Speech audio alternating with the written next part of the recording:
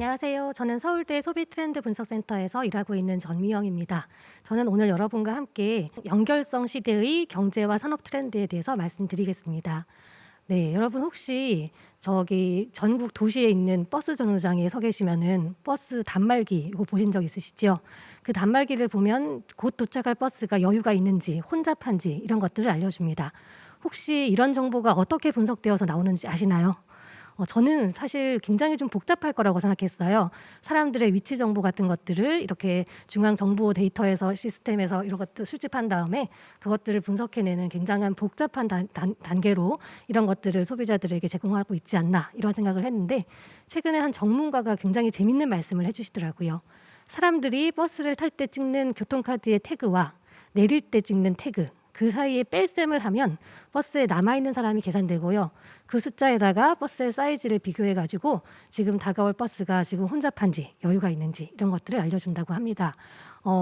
사실 데이터는 도처에 있습니다. 우리가 쓰고 있는 소비 데이터, 우리가 쓰고 있는 와이파이 데이터, 그래서 각종 다양한 데이터들이 다양한 단말기를 통해서 수집은 되고 있는데요. 그 다양한 데이터와 정보들을 그대로 가지고 있으면 사실 쓰레기에 불과합니다. 하지만 그 데이터에 타는 사람 빼기 내리는 사람이라는 알고리즘, 그 분석 알고리즘을 적용하면 비로소 그 데이터가 정보로 변환됩니다. 그래서 이런 데이터를 정보로 가공하는 그런 형태의 연결성 시대의 중요성에 대해서 제가 말씀을 드리려고 합니다.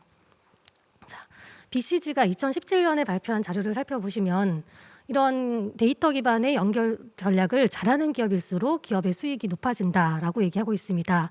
이런 단계의 초창기 단계는 단지 소비자들의 정보를 획득하고 그 사람에게 맞춤 정보를 제공하는 그런 형태가 되겠지만 이런 어떤 산업들이 고도화되면 될수록 소비자들을 분류하고 분류된 소비자 집단에 적합한 전략들을 제공하는 형태로 발전하고 있는데요. 안타까운 사실은 이런 데이터 가공, 이런 정보 활용을 할 수 있는 기업들이 굉장히 독점적이라는 것입니다. 특히 소비자들의 데이터를 수집하여서 그 라이프 스타일 데이터를 기반으로 전략을 만드는 사람들은 궁극적으로 소비자 니즈를 충족시키게 되고 그러면 더 많은 소비자들을 불러 모으겠지요. 그래서 계속해서 이런 데이터 비즈니스를 연결성 비즈니스를 잘하는 기업들에게 소비자들의 구매 그리고 시장의 매출이 집중되는 현상들이 강화되고 있습니다. 특히 이런 연결성 비즈니스를 잘하고 있는 온라인 리테일 시장을 살펴보시면 미국 기준의 데이터긴 하지만 계속해서 1등 기업에게 독점적 현상이 나타나는 그런 양상들을 볼 수가 있습니다. 그런 측면에서 우리가 이런 데이터와 연결성 전략을 국가 간, 기업 간 협력하는 것이 무엇보다 중요하겠다라고 말씀드릴 수 있겠죠. 자, 그러면 실제로 우리 사회에서 이런 연결성 기반의 데이터 비즈니스가 어떻게 나타나고 있는지 그 유형을 좀 살펴보겠습니다. 제가 5가지 유형으로 한번 정리를 해봤는데요. 그거 말씀드리기에 앞서서 재미있는 사례를 하나 준비했습니다. 최근에 특히 코로나 이후에 오프라인 매장들이 굉장히 힘들죠. 많은 오프라인 매장들이 손님들을 끌어모으기 위해서 다양한 전략들을 쓰고 있습니다. 매장을 좀 멋지게 꾸며서 사람들이 사진을 찍게 한다거나 아니면 그 매장에서만 구할 수 있는 한정판 제품들을 판매한다거나 이런 전략들을 쓰면서 소비자들의 오프라인 매장 방문을 유도하고 있는데요. 독일의 브랜드죠. 아디다스는 굉장히 재미있는 전략으로 소비자들의 오프라인을 유도하고 있습니다. 바로 매장에 거의 천장에 닿을 듯한 높이의 선반을 만들어 놓고 그 선반 위에 운동화를 한 컬레 올려놓은 다음에 당신이 여기서 점프를 해서 그 운동화에 손이 닿으면 그 운동화를 선물로 드리겠습니다. 이런 전략을 쓴 거죠. 그래서 많은 사람들이 이렇게 점프를 시도하면서 운동화를 가지고 가려고 하는데요. 상당히 높은 높이라서 사실 웬만한 사람들은 가져갈 수 없다고 합니다. 재밌는 것은 사람들이 그렇게 점프를 하고 있을 때 뒤에 카메라가 그 장면을 촬영하고 있대요. 그러면서 사람들의 무릎의 각도나 팔의 위치, 신발의 어떤 신축성 이런 것들을 측정하면서 다음에 개발될 운동화의 그 데이터를 활용하고 있다고 합니다. 실제로 그것이 활용되는지 되지 않는지는 알 수 없지만 사람들은 그런 형태의 스토리를 들으면서 와 굉장히 재미있다. 나의 데이터가 이렇게 활용될 수 있겠구나 하면서 그 운동화 자체에 대한 신뢰감도 형성할 수 있겠죠. 자, 이런 재미있는 데이터의 수집, 그리고 데이터의 가공, 그리고 데이터의 활용 이 단계에 따른 5가지 산업 현상을 살펴보도록 하겠습니다. 자, 첫 번째는 이제 단순히 데이터를 수집하고 정보를 만드는 것을 뛰어넘어서 그 가공된 데이터를 사람들의 상황에 맞춰주는 산업이 성장하고 있습니다. 네이버에서 판매하고 있는 인공지능 시계가 있는데요. 이 인공지능 시계의 최신판에는 이런 기능이 있답니다. 내가 도착하고 싶은 목적지의 위치 그리고 도착하고 싶은 시간, 그리고 내가 그 위치까지 어떤 교통수단을 가지고 이동할 건지, 이 세 가지 정보를 입력하면 당신이 몇 시에 출발해야 되는지를 알려주는 그런 형태의 비즈니스인데요. 한마디로 소비자들이 처해 있는 상황에 맞추어서 사람들에게 필요한 정보를 제공하는 이런 형태의 연결 비즈니스를 하고 있죠. 두 번째 유형은 특히 소비자들의 교육과 성장을 지원하는 그런 형태의 데이터 비즈니스입니다. 퀀타라고 하는 서비스는 사람들이 자기가 풀고 있는 수학 문제를 카메라로 찍어서 스캔해서 그것을 올리기만 하면 인공지능 카메라가 그것을 스캔해서 그것과 거의 유사한 문제풀이를 찾아서 소비자들에게 제안을 해줍니다. 그래서 실제로 내가 아주 우수한 과외 선생님을 직접 만나지 못하더라도 이런 서비스를 활용하면 자신의 수준에 맞추어서 얼마든지 문제풀이를 할 수 있는 그런 형태의 비즈니스라고 하겠습니다. 혹은 웅진이라는 회사에서 하고 있는 스마트홀 서비스는요. 소비자들의 학습 패턴을 굉장히 분석합니다. 예를 들어서 어떤 학생들이 문제를 그냥 찍거나 대충 읽거나 넘어가거나 이런 패턴들을 확인한 다음에 소비자들이 똑같은 행동을 보일 때 그렇게 하지 않도록 방지하면서 올바른 학습 습관을 만드는데 이런 비즈니스 데이터들을 활용하고 있습니다. 또 다른 형태로는 역시 패션 시장에서 이런 형태의 연결 비즈니스가 나타나고 있는데요. 최근에 성장하고 있는 브랜디라고 하는 패션 브랜드에서는 마치 아마존에서 하고 있는 것처럼 어떤 패션이 드라마에 히트를 하기 시작하면 그 실시간으로 그 패션을 만들어낼 수 있는 동대문의 어떤 기업들을 물색하고 그 기업들이 얼마나 그 제품을 생산할지 확인한 다음에 소비자들에게 제공하는 그런 형태의 공급망 비즈니스를 하고 있고요. 거기에 플러스로 소비자들이 실제로 자신이 입고 싶은 옷들을 검색할 때 그 사람의 취향 맞춤뿐만 아니라 그 사람의 또래 맞춤이라는 추천 시스템으로 그 사람과 유사한 백그라운드를 가진 다른 소비자들이 어떤 제품을 실시간으로 구매하고 있는지 이런 것들을 분석해서 제공하고 있는데요. 이런 형태의 연결 데이터 기반 비즈니스를 바탕으로 최근에 굉장히 빠른 속도의 성장을 보이고 있습니다. 다음 형태는 역시 소비자 맞춤형 제품 생산이라고 하겠습니다. 사실 현대사회에서 나타나고 있는 대부분의 재화는 매스 제품입니다. 대량 생산된 제품을 많은 소비자들에게 판매하여 사실 1:1 맞춤 제품을 생산하는 것은 굉장히 어려운데요. 최근에는 이런 소비자들의 데이터를 수집하여 그 데이터를 기반으로 소비자에게 맞춤 제품을 생산하는 형태로 시장들이 발전하고 있습니다. 이니스프리라는 회사에서는 100만 명의 소비자 데이터를 실시간으로 분석합니다. 그 데이터를 바탕으로 그 화장품 하나의 화장품 상태를 거의 20개 타입으로 만들어서 당신에게 최적화된 제품들을 제공하는 이런 퍼스널 원 크림이라는 것들을 개발하였는데요. 소비자들은 자신의 피부 상태를 분석할 수 있을 뿐만 아니라 또 이런 다른 소비자들의 누적된 데이터를 바탕으로 자신에게 맞춤 제품들을 수용할 수 있는 그런 기회까지 얻어가고 있다고 합니다. 자, 마지막 5번째 유형은 역시 수요와 공급을 매칭하는 서비스다라고 할 수 있는데요. 대표적인 영역이 인력을 구하는 시장풀이라고 하겠습니다. 사람인에서 하고 있는 인재풀 서비스는 사람들이 자신의 자기소개서나 자신들의 경력증명서를 이렇게 업로드를 해놓으면은요. 그것들을 분석해서 기업들에게 추천을 합니다. 그래서 기업들이 그것을 분석하여서 나에게 필요한 인재에게 기업이 직접 어플라이를 뭔가 이렇게 채용을 추천하는 그런 형태의 역순환 인재풀 구조를 만들어내기도 했고요. 원티드라고 하는 굉장히 작은 형태지만 최근에 성장하고 있는 이런 서비스에서는 소비자들이 직접 올려놓은 자신의 자소서를 키워드 단위로 분석하고 또 기업들이 올려놓은 기업들의 채용 공고를 또 키워드 단위로 분석한 다음에 서로의 매칭률이 가장 높은 형태로 기업과 사람을 매칭해 줌으로써 기업들의 어떤 구직난들을 해결하는 그런 쪽으로 이런 비즈니스를 활용하고 있습니다. 자, 지금까지 다양한 형태로 이런 연결성 기반의 비즈니스 전략들이 우리 사회에서 어떻게 나타나고 있는지 살펴봤는데요. 이것들이 우리 개발도상국가 그리고 또 대한민국에 주는 시사점을 정리해 보겠습니다. 자, 제가 첫 번째로 말씀드린 것처럼 이 데이터라는 것은 연결성 사회의 가장 중요한 자원입니다. 이것을 기름으로 치자면 거의 원유에 해당한다라고 할 수 있겠습니다. 그렇기 때문에 모든 비즈니스 단위에서 소비자들의 데이터를 획득할 수 있도록 그 데이터 획득 시스템을 구축하는 것이 무엇보다 중요하다고 하겠습니다. 자, 두 번째 시사점으로는 그렇게 수집된 데이터는 그 자체로는 아무런 의미가 없습니다. 그 데이터를 서로 교차하고 산업 간 합치고 또 기업 간 합침으로써 그 데이터를 정보로 만드는 노력들이 굉장히 중요하다고 하겠습니다. 마지막으로 세 번째는 그렇게 형성된 정보를 또 정보 그 자체로 유지하기보다는 기업과 소비자, 소비자와 소비자, 그리고 또 기업과 정부, 나아가서는 정부와 정부 사이에 연계함으로써 그것들이 우리 사회를 바꾸는데 큰 역할을 할 수 있도록 그렇게 지원을 해야 될 텐데요. 그런 과정에서 우리 사회가 맞닥뜨리고 있는 어떤 직업의 불평등성이나 소득의 불평등성, 기회의 불평등성 이런 것들이 해소될 수 있을 것으로 기대합니다. 자, 마지막으로는 이런 형태의 협력이 가능하도록 인프라를 구축하는 것이 무엇보다 중요하겠지요.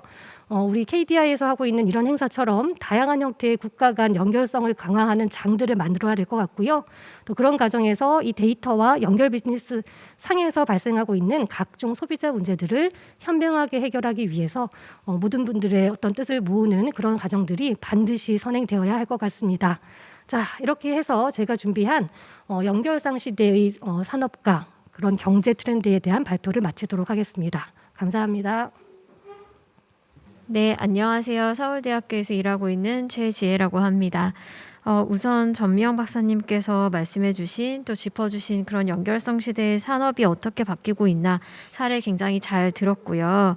저도 공감하는 부분이 참 많아서 제가 드리고 싶은 말씀은 저는 우선 이제 소비자를 연구하고 있는 사람이기 때문에 제 관점에서 보자면 이런 데이터나 기술을 해석할 때 가장 중요한 것은 이제 가치 중심의 해석이라고 생각을 합니다. 그래서 소비자들이 이러한 데이터나 기술을 통해서 어떤 가치를 얻고 싶으냐, 이게 가장 중요하다고 생각을 하는데요. 그런 어떤 가치별로 전미영 박사님께서 잘 짚어주신 것 같다라는 말씀을 우선 드리고 싶고요. 그래서 우리가 이러한 데이터와 기술을 이용할 때 결국에는 소비자가 직면하는 어떤 문제를 해결해 줄 것이냐, 여기에 핵심이 있다고 생각을 합니다. 그래서 지금 5개로 나누어진 서비스들이 거기에 초점이 있다는 생각이 들어요. 예를 들면 내가 맞춰서 소비를 하고 싶다거나 나에게 최적화하고 싶다거나 이게 결국 그동안 소비자들이 대량 생산 체계에서 해결하지 못했던 그런 문제점을 데이터가 등장하고 그 데이터를 가공하는 기술이 등장함으로 인해서 해결할 수 있었다라는 생각이 듭니다. 그러므로 인해서 우리가 이런 데이터를 모으고 디지털화가 될수록 소비자 입장에서는 참 장점이 많은데요. 예를 들면 이제 소비자를 편리하게 할 수 있는 그런 서비스들이 많이 등장을 하고 있고요. 앞에서 보셨듯이 우리가 버스를 시간에 맞춰서 탈 수 있다거나 그 버스의 혼잡도가 얼마나 높은지 낮은지를 미리 판단할 수 있다거나 혹은 사실 우리가 사람이 다 똑같지는 않잖아요. 취향별로 세분화되어 있는데 그동안은 대량 생산 체제에 맞춰서 어쩔 수 없이 상품을 소비를 했다면 이제는 내 취향별로 내 니즈별로 세분화해서 이러한 상품이나 서비스를 좀 소비할 수 있는 그런 시대가 된 것이죠. 그래서 어떤 소비자의 니즈를 조금 더 고도화해서 맞춰줄 수 있는 그런 시대가 됐다라는 점에서는 장점이 있다고 생각을 합니다. 그런데 소비자 측면에서 또 보자면 이러한 어떤 데이터 중심 혹은 기술 중심의 어떤 산업의 변화들이 개인정보의 문제를 좀 야기하고 있기는 합니다. 그래서 결국 이제 데이터가 고도화되는 사회가 될수록 문제점 중에 하나는 이 데이터를 소유하는 사람이 신권력이 될 수밖에 없는 그런 어떤 구조에 놓여 있기 때문에 데이터를 누가 소유할 것이냐 그리고 어떤 데이터를 어떻게 가공할 것이냐가 소비자들이 좀 직면하는 개인정보의 문제가 있을 수 있다라고 생각을 합니다. 좀 거시적인 측면에서 보자면 저는 국가 간의 어떤 거래에서도 통상에서도 마찬가지라는 생각을 하는데요. 이제 국내에서도 이런 데이터나 디지털화가 진행이 되면서 승자 독식 현상이 많아지고 있습니다. 비슷하게 국가 간의 거래에서도 마찬가지라는 생각이 듭니다. 요즘 그 교육시장에서 많이 하시는 말씀 중에 하나가 동네 학원이 어렵다. 이런 말씀 참 많이 하시더라고요. 아까 말씀해 주셨던 것처럼 이제 사진만 찍으면 수학 문제를 다 풀어주는 AI 선생님이 있기 때문에 이런 동네 선생님들이 참 어려우시다. 이런 말씀을 많이 하시던데요. 마찬가지로 우리가 이런 국제 개발이나 협력에도 좀 적용을 해보자면 일부 선진국에 이런 데이터가 집중된다거나 아니면 어떤 데이터를 가공하는 기술이 집중될 측면이 충분히 있다라고 생각을 하고요. 그런 측면에서 한국이 이런 디지털 기술이나 IT 기반의 기술에 좀 나름 선진국이다 이런 평가를 좀 받고 있기 때문에 어떤 이런 한국의 선진적인 디지털 기술을 기반으로 해서 우리가 협력의 커뮤니티를 만드는 게 참 중요하지 않을까 이런 생각을 합니다. 그래서 통상력을 강화한다거나 이런 주변 국가들과의 협력을 강화해 나가서 보다 이제 한국을 중심으로 하는 어떤 새로운 어떤 패러다임의 전환을 좀 선도하는 그런 역할이 필요하다라는 말씀을 마지막으로 드리고 싶습니다. 네, 안녕하세요. 산업연구원 임소영입니다.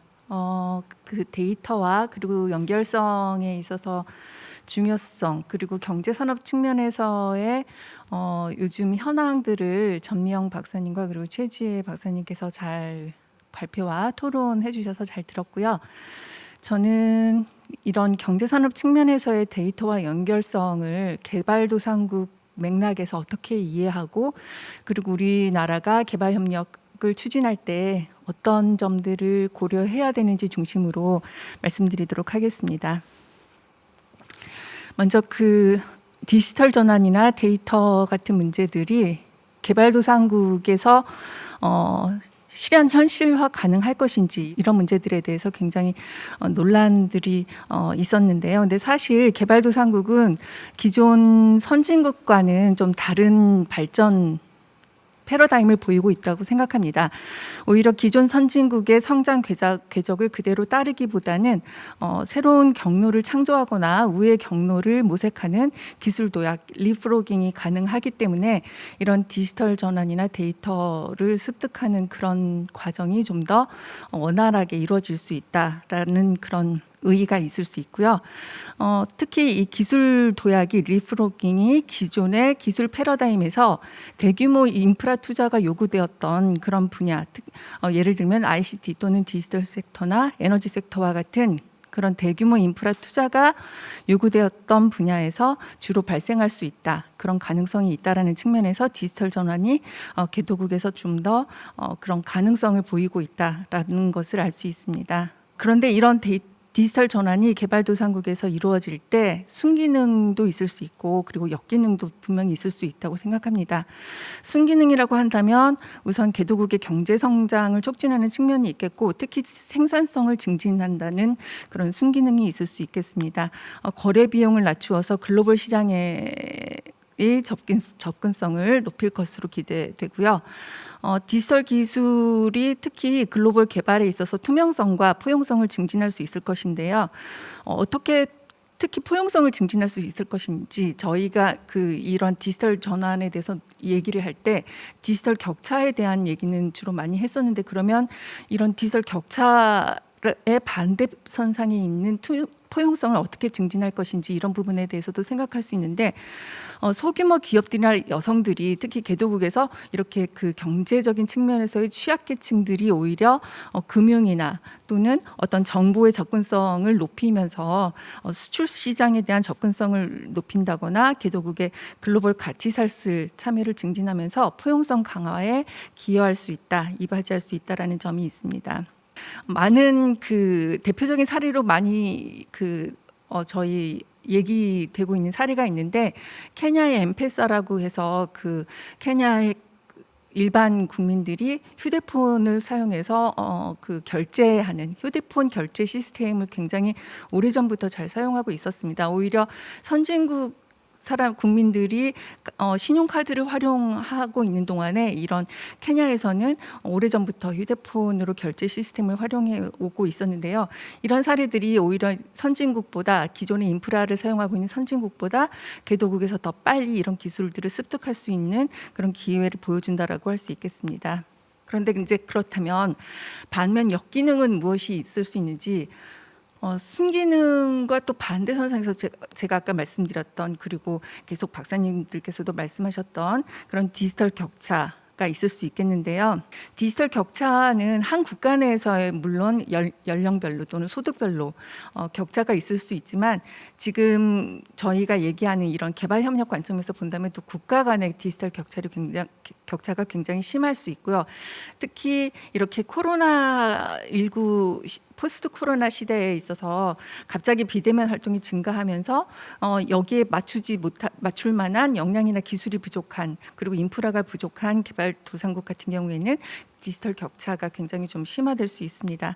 또한 마찬가지로 디지털 전환이 이루어지면서 그 생산 기지에서 자동화가 또 많아지면서 노동력이 그만큼 필요로 하지 않고, 그렇기 때문에 노동비가 비용이 상대적으로 감소하면서 선진국들이 개도국에 진출해 있었던 생산 기지를 다시 선진국으로 본국 회귀하면서 발생하는 리쇼링이 또 증가하면서 개도국 내 일자리나 어떤 그 제조업이 조기에 그 쇠퇴하게 되는 그런 문제도 또 한편으로 발생하게 됩니다. 이런 식으로 포용성을 높인다던가 이런 그 오히려 취약계층에게 기회를 주는 것이 증가할 수 있는 그런 순기능이 있는 반면에, 또 한편으로는 이런 개도국에서의 디지털 전환에 있어서의 역기능이 있을 수 있겠습니다. 그래서 이런 디지털 전환의 긍정적인 효과와 그리고 부정적인 효과를 잘 이해를 하고 저희가 개발협력 사업을 진행해야 할 텐데요. 디지털 전환의 그 특성을 저희가 좀 잘 이해해야 될 것 같습니다.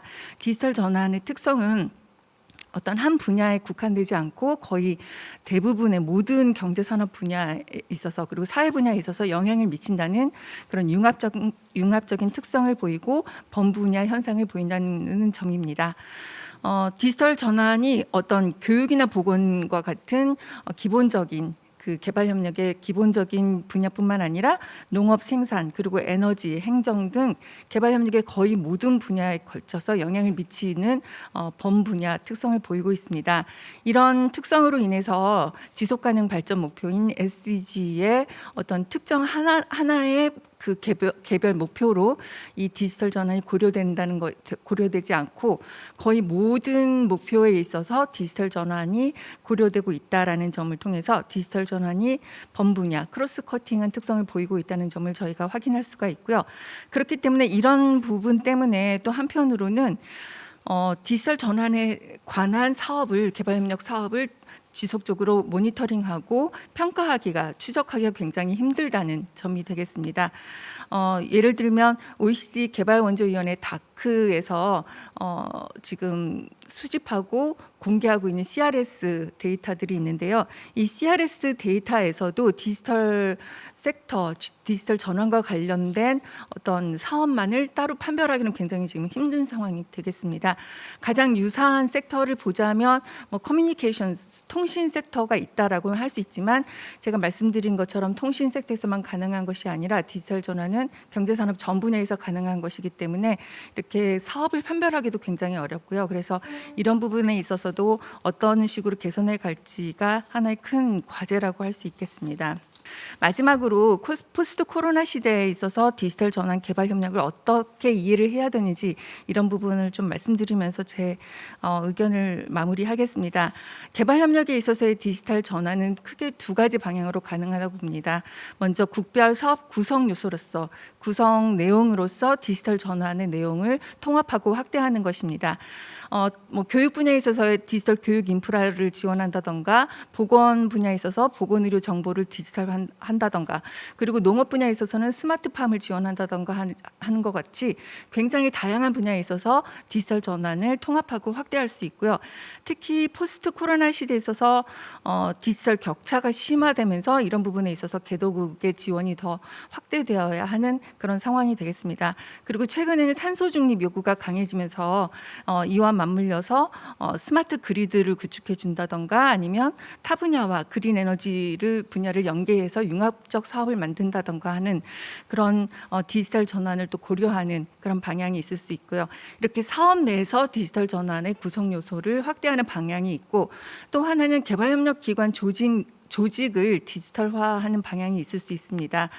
다시 말해서 이렇게 우리나라에 소재하고 있는 본부에서 꼭 개도국에 직접 나가서 사업을 한다던가 관리하기보다는 그 현장성을 강화해서 현장 사무소 중심으로 이런 사업들이 이루어질 수 있는 그런 기회가 커질 수 있다고 보는데요.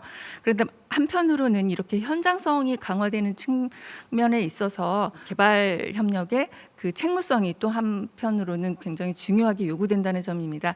본부에서 어떤 식으로 관리가 안 되는 어떤 식으로든지 관리가 안 되는 부분에 있어서는 책무성을 증진해서 이 현장성 강화와 함께 디지털 전환하는 시대에 있어서 효과적으로 대비해야 된다는 점을 말씀드리면서 제 의견을 마치도록 하겠습니다. 네, 감사합니다.